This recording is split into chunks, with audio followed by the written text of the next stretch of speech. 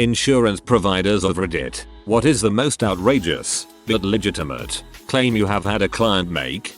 I do liability insurance. Customer calls and states that she had snow damage to her roof. I start to tell her that she would need to call her homeowners people for snow damage. She tells me that she's not finished yet. She already called her homeowners, and they sent an agent out to appraise it, and he slipped on the ice and broke his leg. Now she needs to know if that falls under our liability or if she needs to make a second homeowner's claim. I immediately transferred her up the chain because I had no idea. I saw on a work comp claim that the claimant dislocated his shoulder while swimming at a staff meeting. I thought that was so cool. I wish my staff meetings could be in a pool. Turns out he was a lifeguard, so it all made sense and I lost hope for cool pool meetings. I knew some guys who have a small film production company on Bondi Beach. They all surf, so they have little board meetings. A table fell off a truck full of furniture in front of them. Only had collision auto insurance, so had to figure out if the table was still moving when they hit it. Collision versus had stopped. Comprehensive. Luckily it was still sliding when they hit it. I'm a workers' comp case manager. We once had a claim from a trucker that was shot in the face with a shotgun by someone standing on a bridge while he drove underneath. Who the heck does that? I know a guy who had to have his eye put back in his head after some kid dropped a large rock from an overpass through his windshield on purpose. A customer tried to claim on his payment protection insurance for his own death. He had a heart attack and while being operated on, died and was brought back, so he wanted to claim for his own death. Very wealthy individual who was also an art collector and spent a lot of money at art auctions. He bought so many paintings he completely ran out of wall space in his mansion and had to rent a warehouse to store all the crates full of paintings that wouldn't fit in his home. Then he ran out of room in the warehouse. This led to him storing approximately $4 million worth of paintings, one of which was from the 16th century and valued at $500,000 by itself, in a garage directly below an old toilet. Inevitably one day the toilet overflowed, flooded the garage, and destroyed all the art there. He was issued a 7-figure check. That's a very specific policy, and probably god-awful expensive. I worked in a legal office that handled insurance defense. We were the firm who represented insurance companies in the event of legal trouble. Here's the story. Dude purchased a brand new vehicle, financed it, got it home. Sketchy neighborhood in a city where every neighborhood is sketchy, even the nice ones. First day and night, no problems. Second night, dude said he was woken up by fire trucks in his driveway. Someone had set fire to his vehicle overnight. After we got the case and did our deposition, it turned out the dude's claim was on the up and up. Everything checked out satisfactory and the case was closed. Claim was paid. Still, how freaking horrible. Second day you have a brand new vehicle, and someone sets it ablaze. Well, I think it was set ablaze exactly because it was a brand new vehicle. I was living in a poor neighborhood once. Bought a new car. My neighbors didn't torch it, but they keyed it multiple times, slashed tires once. The hood emblem was gone within a week, etc. Nobody ever messed with the old rusty bucket of a car I had before. One of my former claimants was one of 7 plane crash survivors. Always respected that guy more than the rest. One guy had legitimate crippling back injuries but was convicted of running a small rung where he sold his narcotics to other people. He was like a bedridden Heisenberg with his own infrastructure. For different reasons, I'm impressed by both. On one hand, plane crash survival could be pure luck. However, bedside kingpin takes some next level planning. Guy flipped a small hatchback upside down onto his neighbor's car while reversing into a drive. Lord knows how, but opened the survey report and there were photos of it and nothing to suggest foul play. When asked how, he just stated he was reversing and lost control. These poor people had recently had a baby and were going out to dinner at a bar and grill type place for the first time since having the kid. Had a babysitter and the whole 9 yards. The husband was wearing a shirt with a sports team logo on it in one form or another, and this drunk guy came up and started giving him crap about it. The guy wouldn't leave them alone despite repeated requests and started getting belligerent, so they just left. He followed them out into the parking lot and got in the husband's face, but they just pushed past him and got in the car. The guy then got in his own car and followed them. He started pulling up alongside them and trying to ram them off the road, and he hit the side of their car several times. They were out in the country, so not much traffic and no one to really notice. Finally the husband slammed on the brakes just as the guy was going to ram them again, and the guy careened off into a muddy field. As they stopped the car to see if he was okay, I certainly would not have done that. They saw flashing lights right behind them. A state trooper had seen what happened in the parking lot and followed them. The guy was arrested and it turned out his license was suspended. His plates were expired, he had no insurance, and he was on probation from multiple DUIs. Surprise, surprise. The woman ended the story by saying, "So that settles it. We're not going out again until our son is in high school." A customer had liability insurance and made a claim as to his reputation being pulled through the gutter. What happened was apparently some kids of a known associate of the guy, or maybe his neighbor or something, had posted a Craigslist ad under the guy's name. The Craigslist ad read something to the effect of "looking for a big black guy to come teach me a naughty lesson," and left his address and basically said just come over and knock. Apparently a couple of big black guys did come knocking at his door, which his wife answered and was highly confused for a little while as to her husband's sexuality. The guy ended up suing the kids' parents for professional reputation lost. This happened while I worked at State Farm. My wife used to work insurance claims. She had one where a guy had his car stolen by the prostitute he'd hired for the afternoon when he fell asleep after sex. The man was particularly concerned that my wife make all follow-up calls to a specific number because he didn't want his wife to find out how the car was stolen. Once, a policyholder wanted his liability insurance to cover his child support payments because it was an accident that his girlfriend got pregnant. Worth a try.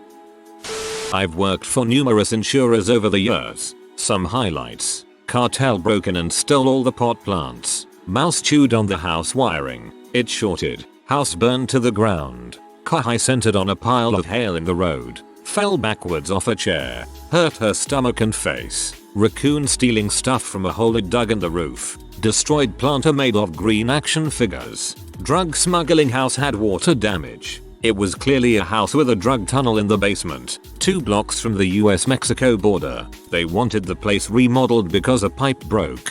That was different. Homeless guy stole the shower drain pipe from under the house. Lady fell and broke her leg in a yard. Turned out not only her story was fake, but we couldn't figure out who owned the place or how the policy was paid. $1 million meteorite was stolen from the fountain in the yard. When I worked for a car insurance company, I once had a woman call stating that a man had rear-ended her vehicle twice at a red light, attempted to flee the scene, and ended up striking 2 more cars around the corner before attempting to run away on foot. Apparently he was high on bath salts and other substances. It sounded bananas, but after she faxed in the police report, sure enough, the person was currently incarcerated for a DUI and numerous other charges for the incident.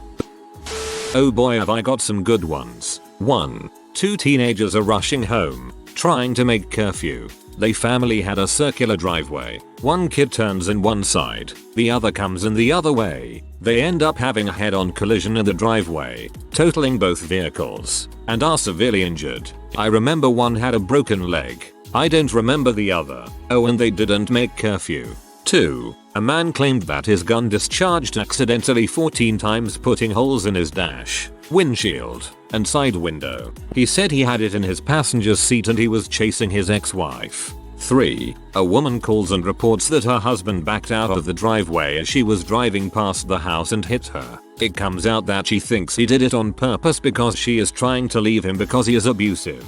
She also had shoulder surgery the week prior, and he was trying to injure her more. At the end of the call she asked me where she can go for counseling. It was really sad. 4. A lady claims that she was passing over railroad tracks and a train appeared suddenly and struck her. It turns out she was stopped on the tracks because she was so drunk and high on a combination of C.M. and several prescriptions, so she had no idea where she was. Her and her passenger were severely injured, spending weeks in the ICU. She admitted to being under the influence in her recorded statement, so that is not speculation. I will try to think of more. Those are the ones that stick out the most.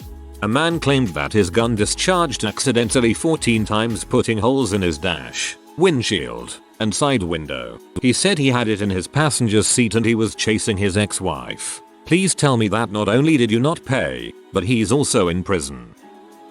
Had a guy working as an admin in a school toss a fake hand grenade into a co-worker's office and scream incoming. He then slammed the door shut and ran. The intended subject of the prank wasn't even in the office, but his secretary was. She suffered permanent psychological damage and was not able to work again. The claim was 100% legit. She is still a mess with severe PTSD. In auto claims, a valid claim is a sudden and accidental loss. This woman made a claim for some medical bills for a pregnancy with complications under the reasoning that she became pregnant in her car. It technically was sudden and accidental since she was not trying to get pregnant. Claim was denied. Obs, but the case ended up going to court. It went pretty high up in the court system until, again, it was ultimately denied. Now there's case law against this type of claim. This is why we can't have nice laws, kids. Guy had his expensive car shipped from the US to Europe. It arrived with serious mold damage. It was so bad that for any less expensive car it would have been a total loss. Turns out the shipping company didn't properly close the container and water got in during the trip to Europe. Guy had also declined separate shipping insurance from the shipping company as he was under the impression that his car would be covered by us, his auto insurance. It wasn't, but his complaint, no one told me, went up the chain of command and we ultimately paid for the repairs. That should have been covered under the liability insurance of the shipping company, since this was a case of negligence by the shipping company. If his car was damaged during shipping, while properly packaged, it would be a case for shipping insurance. Oh frick. This is my time so shine. I'm taking my continuing education class right now for my adjuster's license. I have so many right now. I handled a claim, a guy who got drunk and pooped on 15 cars that were parking in the parking garage of the hotel he was staying at, and we had to pay for bodily spill removal on all of the cars. I had to pay to completely refinish and restin the whole first and second floor of an insured's house over a minuscule water stain from a leaky pipe from the bathroom above. I had to use a magnifier on my camera to see the actual stain. It was so freaking small. I paid $40k plus to restin 2 floors of the house, to store their grand piano in a temperature-controlled off-site storage facility, to dry clean their heavy draperies, to put them in a hotel during the time their floors were being treated, etc. And they had the nerve to ask me to pay for the $150 repair to the plumbing that I told them was denied from the outset. I had a claim where a woman claimed she did hair out of her home and,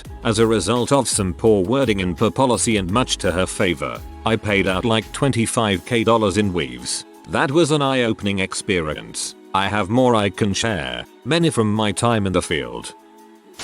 Guy bought a used car and filed a claim to get the hood painted and windshield replaced. Same guy claimed he needed $400 because he left his key in his unlocked car and someone stole it. The key, not the car.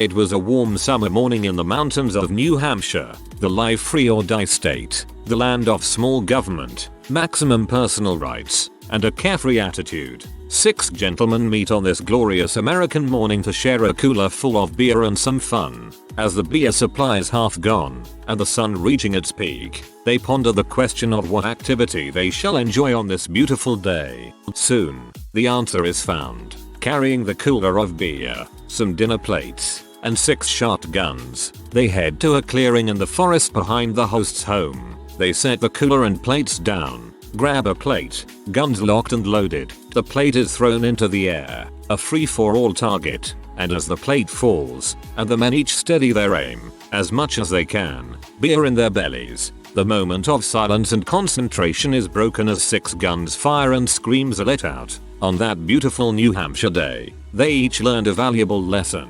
Never set up in your shooting party in a circle. Somehow, Darwin claimed 0 victims that day, and 2 escaped completely unscathed. The other 4 were hospitalized for non-life-threatening gunshot wounds. Guy got made at his lawnmower because it wouldn't start. Guy shot lawnmower with gun.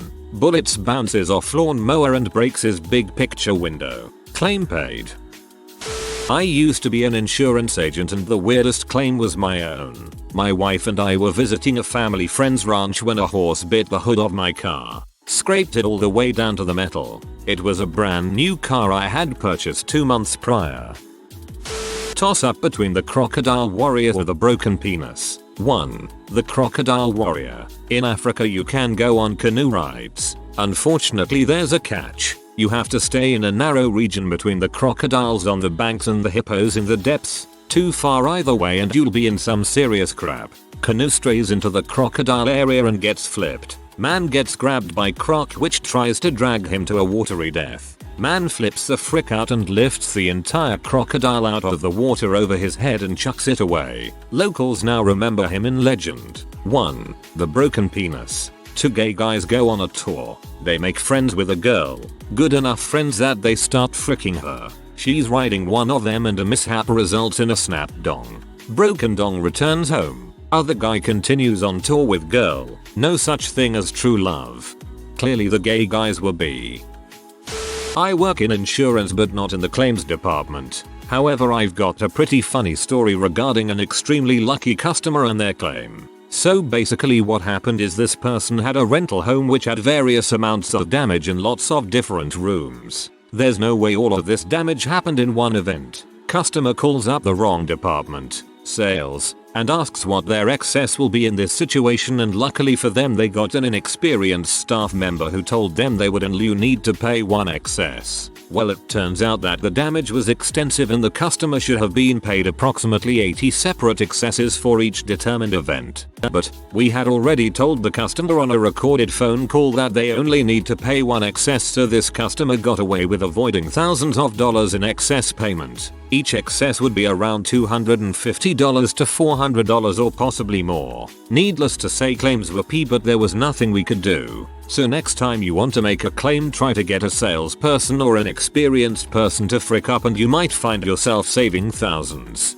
Unlikely though. Attempting to do so intentionally would be insurance fraud and the insurance company would be within its rights to not make any payments on any claims. Slightly relevant. One guy at my university within 2 years made 4 absence requests due to a grandmother dying. Turned out he legitimately had 2 grandmothers who each ended up with female partners after their husbands died, all 4 of whom passed away within 2 years.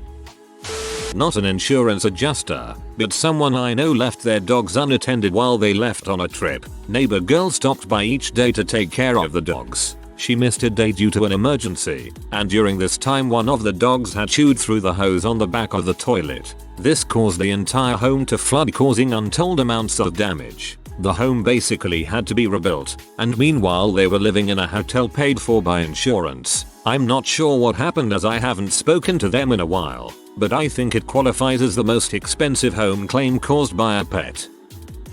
Late to the party, but the ones that get the office talking the most are the people who have a metric ton of sex toys that they're claiming, or their own fetish dungeon.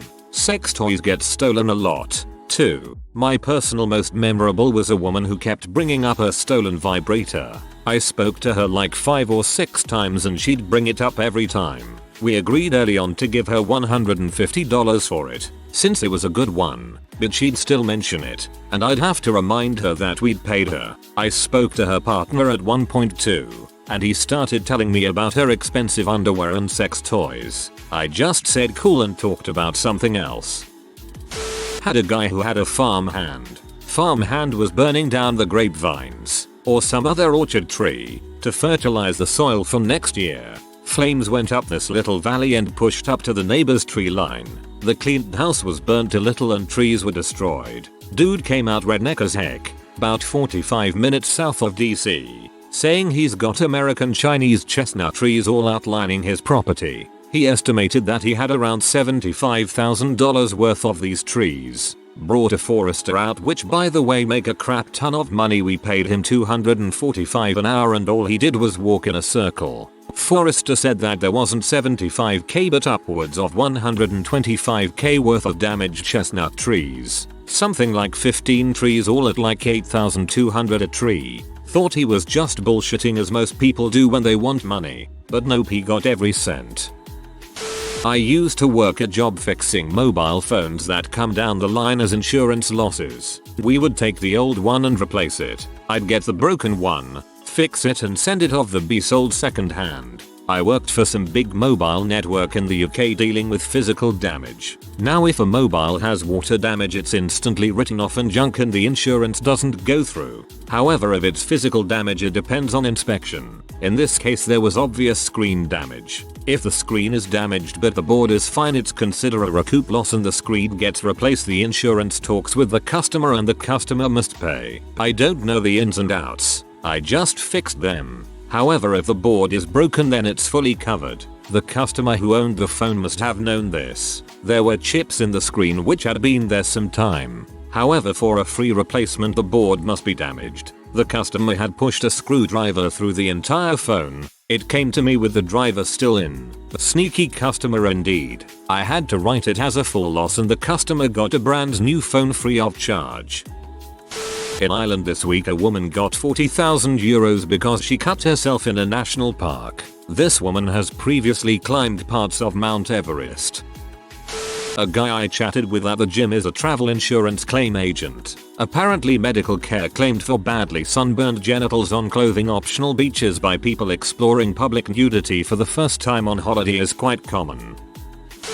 First week on the job I had a man call in and ask to file a claim under his auto policy. I asked what happened and if he was okay. He said he was fine but he had just went to Costco and purchased his granddaughter a huge box of diapers valued at $50. He said he unloaded his items into the bed of his pickup truck and by the time he returned from returning his cart the diapers were stolen. I asked if that was all and he said yes. Now please start the claim. I had to break it to him that personal items being stolen out of your vehicle are covered under your home renter's policy and it did not meet his $500 deductible. Dude was really upset over the Costco diapers.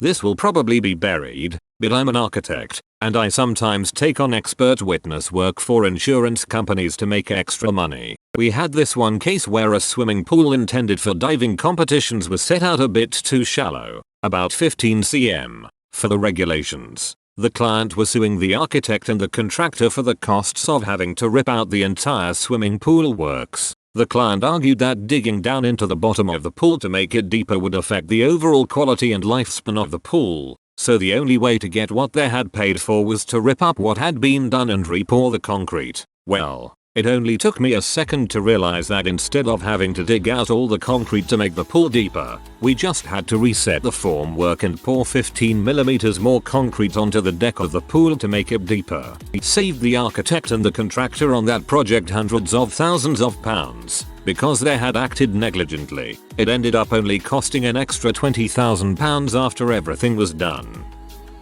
I had a client call in to ask me a question about his coverage on his car. Well, during the conversation I heard a loud crack and a lot of swearing and stuff. A goose had died in the air and fell on the windshield of his brand new car. Honestly, the weirdest experience ever.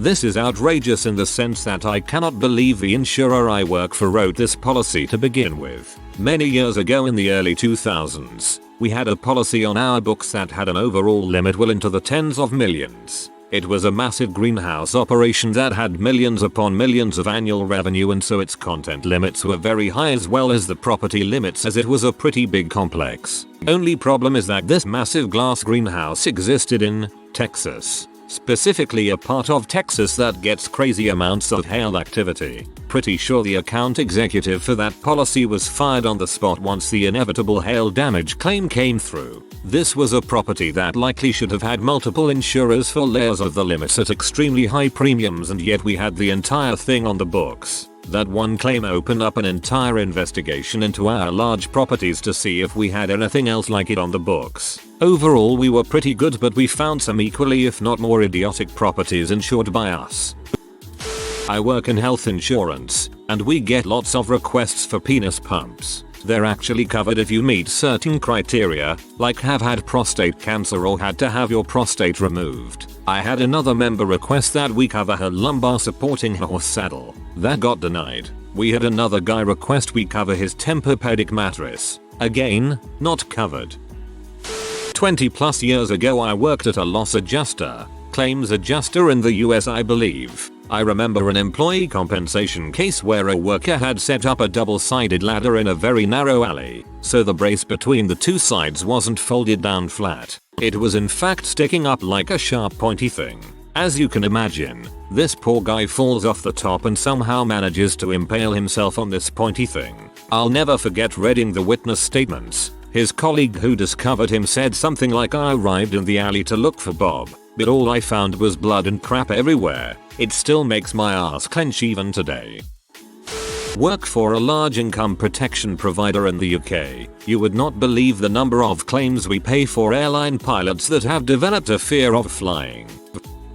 I've had tons of good ones, but my favorite ones, there were multiple times the same scenario happened, and folks who drive a manual and have a dog take note. Car was parked and occupied by the person's dog. Dog bumps the car out of gear and off rolls the car. We had a script we need to follow. We always got a laugh asking the owner if the dog had permission to drive the vehicle. Takeaway is, if you drive a manual and have a dog in the car, always use the parking brake. I never saw a dog learn to undo that yet.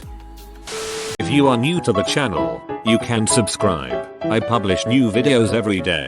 Until then, check another video.